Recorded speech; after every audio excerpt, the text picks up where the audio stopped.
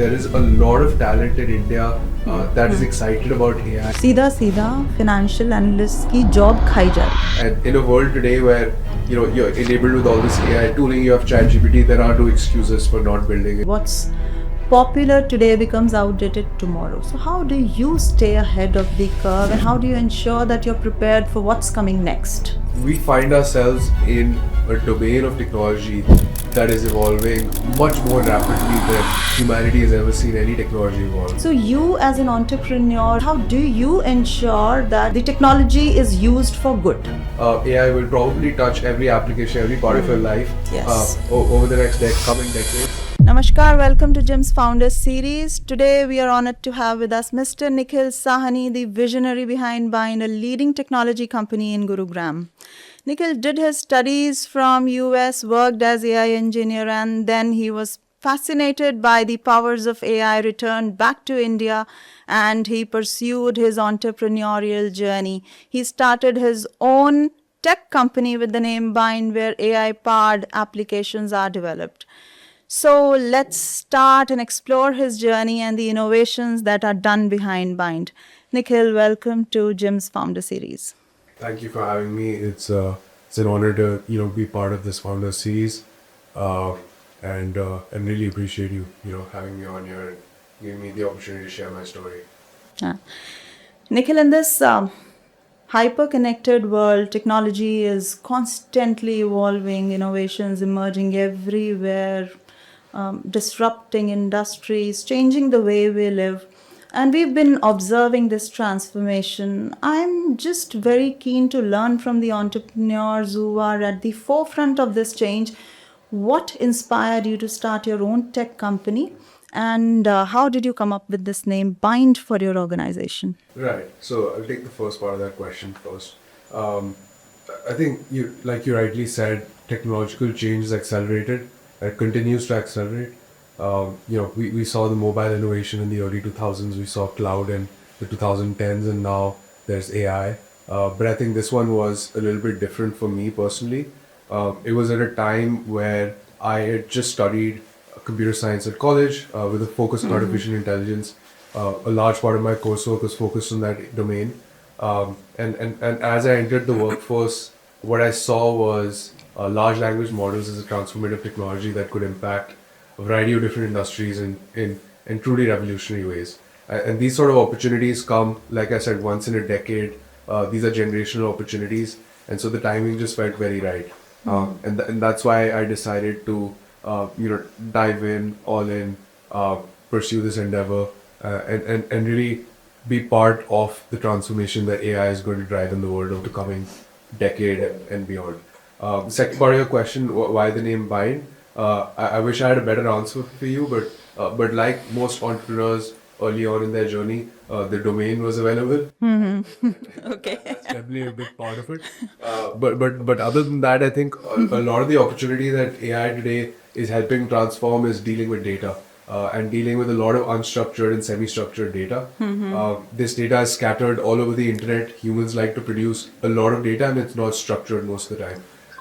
And this is where transformer architecture models like large language models and ChatGPT that a lot of people may have used are extremely capable and have a lot of potential, and that potential will continue to improve. And so the name Bynd really comes from bringing all of this data together, having it be pushed towards use cases that are industry specific, and our domain of focus is financial services. So that's a domain that's been close to my heart growing up, and so that's the one we picked. But I think the technology broadly generalizes and binds together unstructured and semi-structured data across a variety of different sources and industries. Okay. So companies leveraging the power of AI, they're at the forefront of technological advancements and innovations. Bynd is into AI, and we've heard that you are building a tool for financial analysts. So what exactly is Bynd doing, and what is this tool all about? Yeah, sure. So I think while my formal education throughout my life has been in technology and computer science, and the domain of artificial intelligence, my interests outside of the classroom have been in financial services. I've been surrounded by it growing up all my life. Everybody in my family has been in financial services. Okay. So whether that is investment banking, corporate finance, chartered accounting, private equity, I've been surrounded by that growing up. And so it has always been a keen interest area of mine, and I've followed public and private equity markets very closely throughout, even during my education in the United States. And there was an opportunity that we saw there, a problem statement that was very convincing and very strong, which was that analysts, associates, professionals largely in financial services, the way they work has not dramatically altered in the last 20 to 30 years. Okay. The tools that they had available, the Excels, the PowerPoints, yes, they've gotten databases like Bloomberg's, which have gotten more sophisticated, more detailed.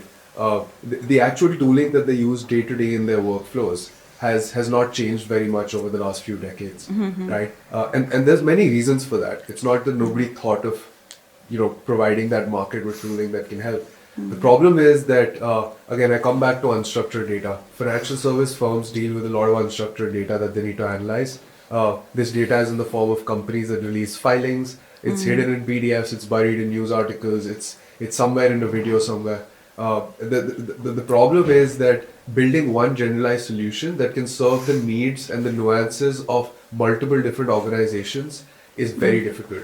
Okay. So building a one-size-fits-all platform has been a challenge that nobody has been able to address so far. But I think fundamentally with AI and large language models and the advancements we've seen, that ability that I keep going back to on handling this unstructured data, that is what allows us to build a solution that can now serve a more generalizable use case, and different people can use it in ways that serve their niche understanding of the market, can help them analyze data the way they want to, can help analyze their data. Your data might be different from my data. We may have different processes at our firm.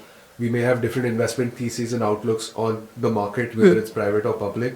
But the core fundamental part of these workflows is processing unstructured data in a way that is customized to each firm's use case, and then helping them derive deep value from it to make investment decisions, lending decisions, and so on.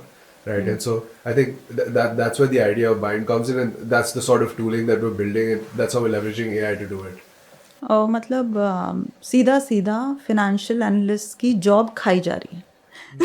I think there's a lot of there's a lot of chatter about what the future of work looks like in a world where AI seems to be very capable, and there's early promising signs that it should be able to do a lot of what today we consider maybe mundane work or knowledge work, right? But the way we're building software is extremely human centric, in a way where AI and the workforce are collaborative. Their productivity is multiplied exponentially, and so all of our software, user interfaces and user experiences are at the forefront of it. We pay a lot of attention to how real humans will be using that software. The goal here is really to have people focus on high value tasks, strategic thinking, spend more time on those sort of use cases, which is what humans are really good at. And I don't think AI is coming for that part of the job just yet. And so my role at Bynd is to build software that takes away the mundane part of the job, that takes away the part of the job that is procedural, that is repetitive, and automate those workflows so professionals can focus on what really matters, which is the decisions that they make, how they think about different investments that they're making, and more higher level strategic thinking, and save them the time of day, right? So I think that's how I would answer that question. Okay. All right. A question of my own interest. Sure.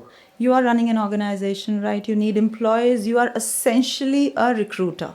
Yes. I'm a principal in a college, JIMS, and we are the cultivators of talent. आप सीधा सीधा सवाल पूछ रही हूँ, आप placement drive के लिए कब आ रहे हैं JIMS में? So it's been interesting. मेरे लिए भी एक learning curve रहा है, because I've never professionally worked in India. I've done some internships here and there. I've worked at PTM, but I haven't formally been part of college campus here where I've taken part in recruitment. So recruitment US में बहुत अलग होती है. वहाँ पे ये placement का concept इतना नहीं होता. There are not companies that come to college with the intent of interviewing it and hiring students en masse. We have career fairs, which are similar, but ultimately you're left to fend for yourself out there, right? And so you have to apply for jobs yourself online. You get selected or not selected in the interview process online. You have to network yourself. You have to find companies yourself. There's a stark difference. So it's a learning curve for me on how to recruit in India. But I do think there is a lot of talent in India that is excited about AI, is excited about the domain we're in. We're very fortunate to be building an exciting product that a lot of people want to be part of and a lot of people want to contribute to. And so, colleges like JIMS and many others, I think for us, the interview pipelines are extremely skill based. I don't frankly care what the grade of a student is or what they studied. I think if you build something that's really impressive and spend time in and outside the classroom honing your craft and are curious to learn and are as excited about the field as everyone at our company is, that would be a really, really good fit for us. So if you're watching this and you are interested in engineering or non-engineering positions, definitely do drop us an email and we have a look at your profile. Okay, so skill is the only attribute in your recruitment process. Yes, I mean I think aptitude and attitude are the two parts of it, right? And parts. they're equally important. I think attitude arguably is a disqualifier before the aptitude even comes in, right? And so if the attitude is not right, the aptitude doesn't matter. And so for us, we really want to hire people that people are excited to work with. You have to see them every day. You have to work with them every day. It's extremely important that they fit into the culture very well, right? And so I think cultural fit is the first barrier to entry for us, where we want excited people. We want people who are builders, who are entrepreneurial, who are ambitious, who align with the vision, believe in the product, right? And then we look at the skill set. And then obviously, when I'm looking at the skill set, like I said, I'm not picky about where you went to school, what you studied, any of that. It's really about what you've done, right? I think just proof of being interested in having built something yourself. And in a world today where you're enabled with all this AI tooling, you have ChatGPT, there are no excuses for not building and not learning outside the Absolutely, classroom, yes. and not being a little bit enterprising. So that's what I look for. Okay. So, Nikhil, technology is really, it is moving very fast. Each and every day we see a novel application or a software that is coming into the industry. What's popular today becomes outdated tomorrow. So, how do you stay ahead of the curve and how do you ensure that you're prepared for what's coming next? Right. I think it's a really good question, and I don't claim to know the answer to this one. But I have some ideas on how one can maybe go about it and how we do it at Bynd. Uh, we find ourselves in a domain of technology that is evolving much more rapidly than humanity has ever seen any technology evolve. Correct. Right. It's we're not talking on the order of years or months or even weeks at times. That every day it seems there's new breakthroughs in the technology in some Yes. area or the other. Absolutely. Right. And so as an organization that is building, right, and you're building for the future, you have to build with a vision of where the puck is going and not where it is today. Otherwise, you'll be too far behind the ball, right? You have to you have to anticipate change. You have to be in the know and know where things are going, where the progress is coming, where the foundational labs like OpenAI, Anthropic, and Google are sort of investing capital. What is Microsoft enabling for their developers? And these are all things that you have to keep in mind and see where the industry is shifting towards. And then in terms of the day-to-day of how the company is run, I think it's baked into the DNA and the attitude that I was talking about, right? The attitude of constantly learning, constantly evolving, constantly keeping in touch on how things can be made better using the advancements that we're seeing in the market, right? And so I think it is a very difficult problem, but change is the only constant. And today, it is not optional.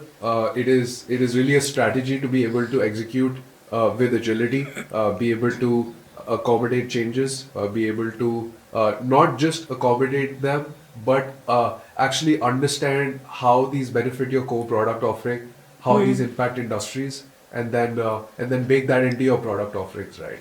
But it's a delicate balance. You can't change your product every day. Yes. Otherwise, you'll never be able to put anything out in the market. Correct. Right. And so it's that delicate balance that it's a highly iterative process. And so you have to create a culture in your company of constant evolution, constantly keeping in touch and being agile. Yeah. So technology's got a lot of potential to empower and transform the society. How do you navigate the complexities that come in your work? So whenever we talk about technology, technology's got its own complications, its own complexities. It comes with the social considerations. So you as an entrepreneur in IT sector, how do you navigate the complexities? How do you ensure that the technology is used for good? Right. So I think in finance especially, right, there's a deep responsibility that we take on a variety of different pillars. One of these pillars is accuracy. Accuracy is paramount to a lot of financial workflows. Okay. The other is data privacy, right? I think data privacy is super important in the world today, especially for financial service firms where oftentimes you're dealing with highly proprietary data. A lot of these data are under the veil of NDAs, are company specific, are domain and industry specific, and that's why these investment firms generate their alpha, right? And so we take these things very seriously, and we bake it into the core product offering from day one. And I think that's how you sort of build trust with customers over time, right? And trust, I think, in this field is extremely important. A lot of people who use AI, they've heard of hallucinations and other things from these models. Yes. And so, how do you, because these models are inherently probabilistic, right? And so, with probabilistic models, it's hard to sort of control what the output might be. There's never a deterministic outcome or anything. But you can build systems in a way where you can control sort of how these workflows are progressing. You can involve humans in the automation that you are doing to ensure that they're well informed, they have access to the sources, nothing is being done that is abstracted away from them. There's high visibility on how the system is working, but at the same time not overwhelming the user, right, who may not be as technical. So you don't want to bog them with technicalities, but you do want to give them enough control where they feel confident in the outputs of your models and the outputs of your systems. And so I think that's the second part of your question. The first one was, how do we navigate complexity? Yeah. I think navigating complexity is a necessity in the world today if you're building a technical product, especially in the domain of artificial intelligence. Fortunately, we're a team of engineers, naturally tend to be half decent at handling some level Yes. of baseline complexity. But you're right. As these systems grow bigger, and these models and their capabilities continue to improve, it'll become a clear focus of the company to sort of keep it all together and manage how these systems grow large. That is a skill in and of itself, right? And so managing technical complexity is something where procedures and operations within your company are extremely important, right? How you set them up, how your teams communicate between and among themselves, right? How work is managed and delegated. I think all of these play into the complexity of the product and how it's managed. Okay. Nikhil, आप तो AI में बहुत research करते हो ना. Let's say for example, self-driving cars, they have dominated the streets, and robots, they are performing the surgeries without any human intervention. AI assistants, they anticipate all your needs. They are ordering groceries. Robots are doing all household work. So this vision of future, once confined to science fiction, is rapidly becoming a reality. What is your opinion? Will the other technologies be obsolete and AI is going to overpower the world? What is your view? Right. So I think the way I think about technology is that I don't like to draw very clear distinctions and lines between different technologies, because the way technology is built and the way I've seen it work really well is when different technological innovations stack on top of each other, and the sum is larger than the parts. Where without the internet you couldn't do cloud, and without cloud you can't do AI, Yeah. right? And so Yes. I don't think of AI as its own separate thing, but as a layer that will sit on top of the previous internet revolutions and technology innovations that have come, and be very pervasive. So you are right in saying that AI will probably touch every application, every part of your life Yes. over the next coming decades. But but I don't think it eats away other technological areas. Like you said, I think robotics will be very big moving forward as these models continue to improve. They'll enable robots that are more adaptable, can deal with again unstructured, uninformed environments much better. And so there will constantly be evolution in different fields adjacent to AI. But I do think that AI will touch every field that people do interact with and every application that they use in their day-to-day lives. Okay so Nikhil आजकल technological singularity के बारे में बड़ी बात हो रही है आपका क्या व्यू है just for the audience I would like to just mention कि it is a hypothetical point in future where artificial intelligence is going to surpass human intelligence, the growth of the technology will be really uncontrollable and irreversible. Lot of changes will be there in the human civilization.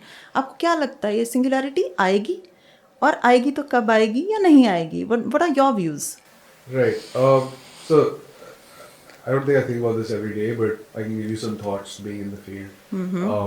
Now, there is a lot of conversation around AGI, artificial general intelligence. Yes. Right. Correct. And the concept of AGI is hotly debated because the definition is not clear. Right. What does it mean? The models are already better at humans than at a lot of things. Right. Models 30 years ago could beat humans at chess, which is a limited domain problem. Today, they're better than humans at generalizable domain problems. Most times, if you ask ChatGPT to write an essay, it might write a better essay than some people. If you ask ChatGPT to do math, it can probably do better math than some people, right? I think AGI is the definition OpenAI and some of the others have is when AI can do all economically viable work. I think we are a little bit far away from that. Very much just yet. But that being said, even with the advancements that we have till today, if there were no new advancements in AI ever, you just stopped all innovation and progress today. I think the potential that lies in the technology that we have with us today has still not even seen the light of day at most organizations and most applications yet. Yeah. The build out takes time. But I think over the next 1 to 2 years, you will see a lot of these applications become part of day-to-day life in consumer and enterprise applications, right? And so I would say if you're worried about the singularity, I think maybe you should focus on how AI today can be used to improve sort of the work that you're doing, the applications that you're building or using, right? And then and we'll see. But you are right in saying that the pace of evolution might outstrip how fast humanity and society can sort of adapt to it. There's a lot of people who are working just on this domain of figuring out what does that future look like, where technological capabilities have evolved faster than society was able to adapt, right? And what does it mean to work? How do you get paid? What happens when AI can do a lot of what we consider to be today, entry-level jobs, jobs that require standard workflows in certain industries. So it is a very good question. I don't have the answers for you today. Okay, Nikhil, since ChatGPT has come, you will agree that a lot of AI startups have emerged. So, what is your opinion about the people who refer to these AI startups as GPT wrappers? Yeah, sure. So I think GPT wrappers is this concept that was started when there were these startups that built thin interfaces on top of the capabilities that OpenAI offered through their APIs, right? So yes, you can go on ChatGPT and have it write an essay for you. It takes a little bit of effort, but if you give it instructions and paste it in and paste your own writing, and maybe it can follow some of it. So maybe a wrapper could be something that just helps you write essays. You paste in your essay and it spits out an improved version of the essay, right? I think wrapper conversations and GPT wrapper stuff, this tends to be more things that people in the technology industry talk about as a sort of form of prestige. But ultimately, I don't think the end user cares. I think what the end user derives value from is something that they care about. Now, whether that is a GPT wrapper or it is a operation that took 20 PhDs to create and 5 years to make, I don't think anybody cares. It's ultimately it's about the user, it's about the consumer. It's about the kind of value that you're creating. Yes, the defensibility of that value is in question, because if it's extremely easy to make, that means a lot of other people can make it. So maybe there's a different advantage there. You have a distribution advantage. You can reach people easier and cheaper than your competitor can. But there has to be something there to defend a sort of idea that is easier to implement. But I don't inherently see anything wrong or right about GPT wrappers. Like, if you have built something that a lot of people find useful, then that's great. I mean, people are going to use it, and you get feedback from the market. It's a free Yes. market, and that's the beauty of it, right? Right. And so I would encourage, if you're a young student and you've been hearing this, GPT wrapper type stuff, start with that. Right? If it's that easy, start with that. Build something useful, and see if people really like it. And then go from there. You can always add complexity and add features and stuff, but it's a good place to start. Oh, that was insightful. मेरे पास बहुत सारे students आते हैं, they say we want to work in AI, कहाँ से शुरू करें? तो इसके लिए do you have any opinions on that? What guidance you will give it to the students? I do. I think working in AI, even until 4 to 5 years ago, was thought of as something that has a very high barrier of entry. You had to have computer science degree. You had to have maybe a master's in machine learning before you were considered seriously a part of the field as someone who was employable, somebody who could be a data scientist, a machine learning engineer. You needed to study high level mathematics, linear algebra, so on and so forth, right? And so it was considered a field that was restricted to only the people who are really interested in statistics and really good at it, and required a lot of academic study, and it was sort of gate-kept by that community a little bit as well. But I think AI today, and what is considered an AI engineer today or an AI application engineer today is very different. If you can interface with these models well, you are good at prompting, you understand the limitations and the powers and strengths of these models, and you have a baseline understanding of how they work, right? You shouldn't be completely oblivious to what these are, use them as a black box. But if you have a basic computer science background, you're a good engineer, you're a good problem solver. And the most important point, which I saved for the end here, is you are able to take human problems, real human problems, real workflows, and translate them to workflows that AI and agents can execute. If you are able to break problems down into the smallest component possible, stitch them together in a way and design systems that use these models, you are extremely marketable and extremely employable in the market today. In fact, if you're hearing this and that sounds like you, please reach out, because that ability is rare. And I found it strange when I interviewed initially. I was finding people who have experience in deep learning, machine learning, AI models, 5-6 years of experience. But what I found was the best people to do the job are people who are super interested in it. And a lot of times this ended up being college kids who are deeply invested in the large language model advancements that are taking place. They keep track of all of it. They have an intuition for problem solving, so they're fundamentally baseline good engineers, right? And then they're user centric, so they understand the user problem they're solving, and they can translate it to an LLM problem, right? And then interface from there. So I would say the skill set required to be a really good deep learning engineer, machine learning engineer is very different from a skill set required to be an AI application engineer for generative AI in particular. So if a student is looking to get started in that, I would say don't waste any time. There's a lot of content out there. You can ask GPT to teach you GPT. Oh, right? yeah. There are no excuses. You can watch videos. Start with basic applications, build it, and you'll get a feel and a sense for it, and you'll know whether this is something that you enjoy, that you're naturally good at. And that's a realization I had, right? Like I studied machine learning. I didn't know if I wanted to pursue a formal career. I didn't do masters or PhD in artificial intelligence. I don't want to get into the heavy math of it, but I do find myself I do find myself being a lot more hands-on with the AI application engineering side of things, where a lot of it is much more intuitive to me, and I have a much better feel of it, right? And I think that comes down to breaking down real-world human problems into these workflows that models can execute. Nikhil, आपको क्या लगता है क्या qualities चाहिए होती हैं एक entrepreneur बनने के लिए? बहुत बढ़िया क्वेश्चन है ये। मेरे को आई थिंक हर एंटरप्रेन्योर अलग होता है, उसकी स्टोरीज भी अलग होती है, लेकिन कुछ चीज़ें ज़रूर कॉमन होती हैं। And I think an entrepreneur has to be deeply invested in the problem that they're solving. They have to understand it very intimately. Correct. And they have to be 100% committed to it. I think the journey is hard enough in and of itself. So it's not worth doing it if you're not 100% committed. Uh, right? And so I think entrepreneurs tend to be very adaptable, and those entrepreneurs are the ones who will thrive in a world where they're building these large language models, building in a world that's changing this fast, right?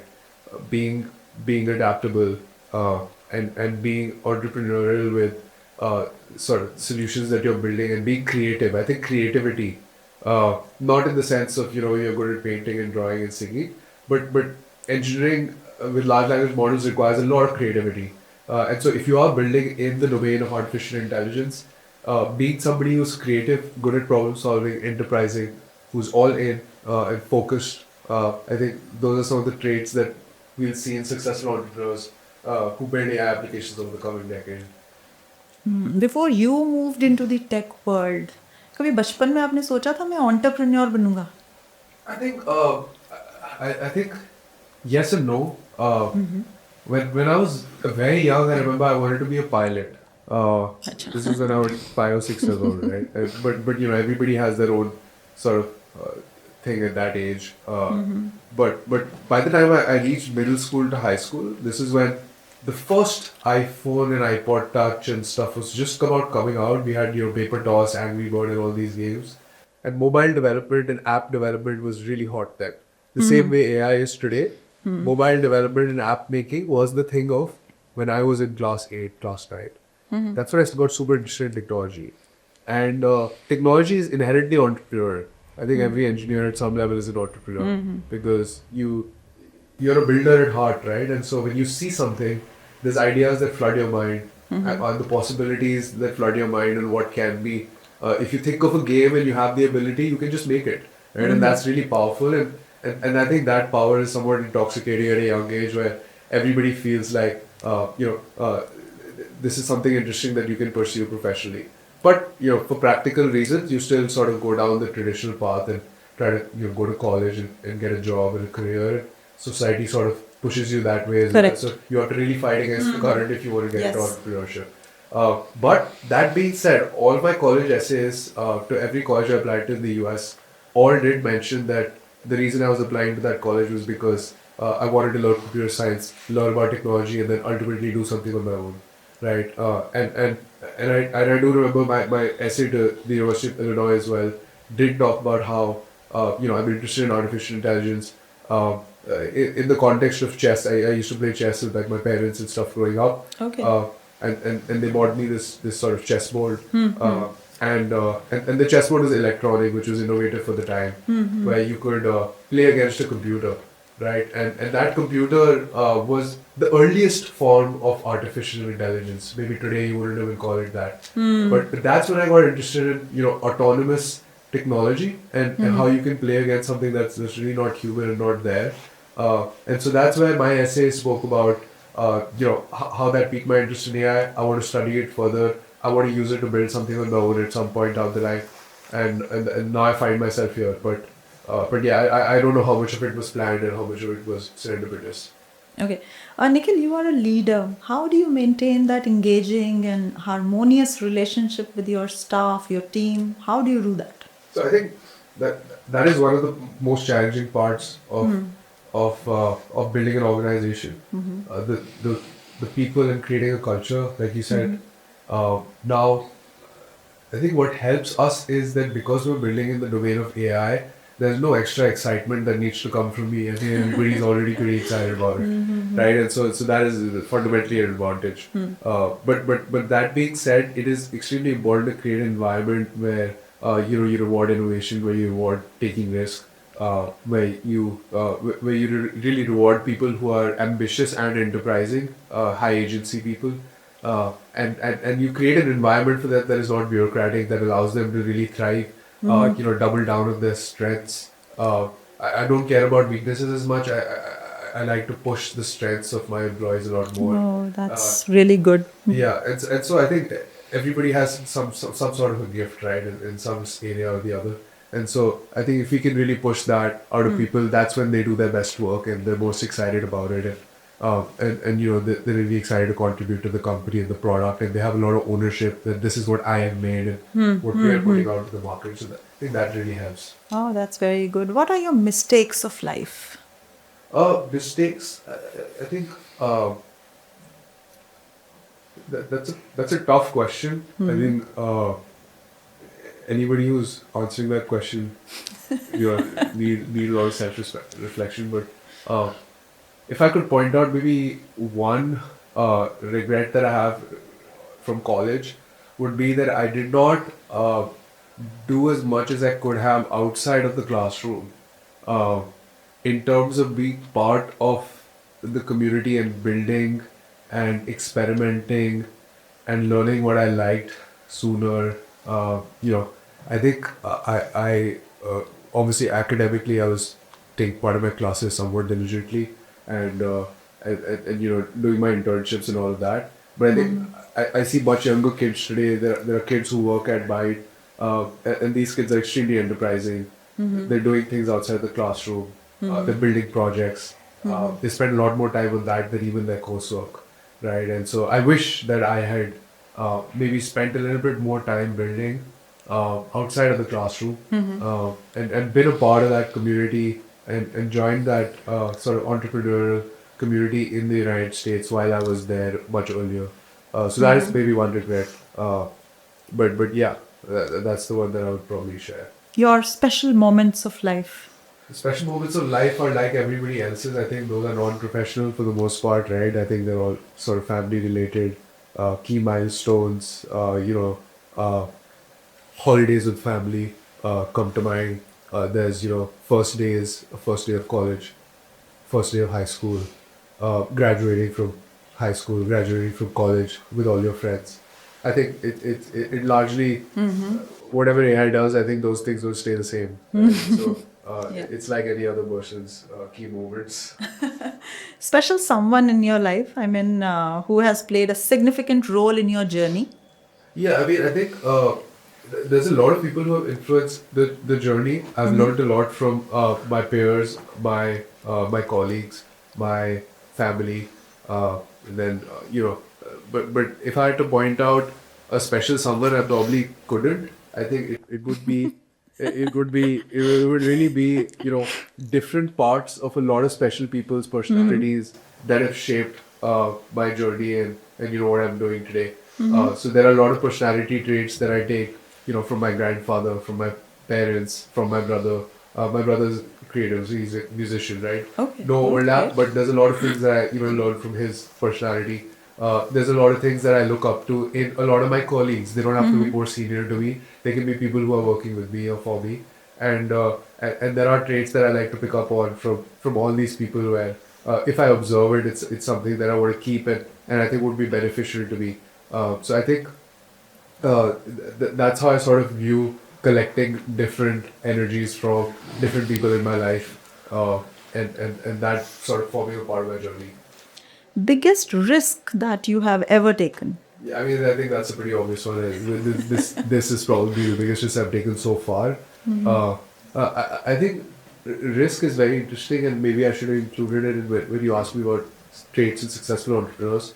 Risk-taking ability. There's something fundamentally different about how an entrepreneurial person thinks about risk. And I've heard this said, and I can see a little bit of it now that most people underestimate the risk of not taking risk. And in a world that's constantly changing, it's extremely important to take some risk in some aspect of your life to reap a reward that is substantial and that is worth it, really. And so I think leaving my job in the US, I'd also got my visa. Leaving my visa in the US, coming back to start this is definitely a risk. I come from a somewhat privileged. That was my next question. Yeah. So I come from a somewhat privileged background, and so maybe not as much of a risk as it is for a lot of other people. But still a career risk and a personal risk of leaving behind the life I'd built up over 7 years and coming back to pursue this. So I would say that's the obvious risk that I have in my life more recently. Core values that guide your company's culture. Right. So I think the, I've spoken about a lot recently. I think innovation is the fundamental driver of what we do. If it's not exciting and not innovative, it's not something that we're interested in building. And so I want to create a culture where there is no distinction between a researcher and an engineer and being a product manager engineer. Everybody is a product engineer. We're product first. We're user focused. Everything we build is with the user in mind. And so that deep focus on the needs of the user, constantly innovating, pursuit of excellence, right? Building something, whether somebody sees what you're building or not, but building it at a standard that is exceptional. I think that drives a lot of the work where, the employees are encouraged to build with a sort of finesse that you would see with a global technology company sitting here in India, right? And that's very hard to do. It requires training a new muscle. And so I think those are the core values that sort of drive the operations of the firm day to day. Okay, Nikhil, what advice will you give it to aspiring entrepreneurs? So I think for aspiring entrepreneurs, I think in today's world, it's extremely important to be somewhat technical. Unless, Okay. and I'm purely speaking from a technology business standpoint. I don't want to comment. I don't know enough to comment on more traditional businesses, consumer businesses. But when it comes to technology businesses and AI more specifically, it's very important to have a technical baseline understanding where you understand the product, you understand the technology, the capabilities, the limitations, the sort of advantages and disadvantages. So learning to code, and believe it or not, yes, it is still important in the world today to learn how to code. Yes, absolutely. And so learning how to code and being good at it is the number one if you want to build a technology company. It will help you immensely more than anything else. So if that is not a skill set that you have today, and the technology company is what you want to do, I would start there before anything else, right? If you do have that and you have the sort of baseline covered, then what I would do is start with a lot of experiments and a lot of projects, right? Start building things for yourself. What are the problems that you have in your life every day, and try to solve those with technology. Can you build applications that you become a daily user of? Something that you build that you like so much that you have to use it every day, and you'll be really sad to lose if you didn't have it anymore. Yeah, Right? yeah. I think if you can achieve that, you really understand how to build for a user, even if that user is yourself. And from there you build more and more complex applications, and you can do this while you're in college, while you're working a job on the weekends. That's how I started. I used to work on this, after work, later at night, on the weekends, to really shape the idea, build out prototypes myself, and sort of see what the capabilities looked like. And when I was sure that there was really something that we had here, that's when I sort of took the leap. There's no hard and fast mandate, but I would say being technical and building is the number one first step to set yourself up for success, whether you're going to become an entrepreneur today, in a few years, or something that you just want to pursue somewhere down in the future and you don't know when. Great. It's wonderful speaking with you, Nikhil. Your passion towards innovation and technology, this is really, really commendable. Thank you so much for joining us here today and sharing your insights with us. Mr. Nikhil Sahni's vision for technology is truly inspiring. His insights are invaluable for entrepreneurs and for everyone who wants to do something different in life. His story highlights the importance of vision and hard work in fostering innovation. We wish Bynd a continued success, and that concludes my second episode of JIMS Founder Series. Dhanyavad.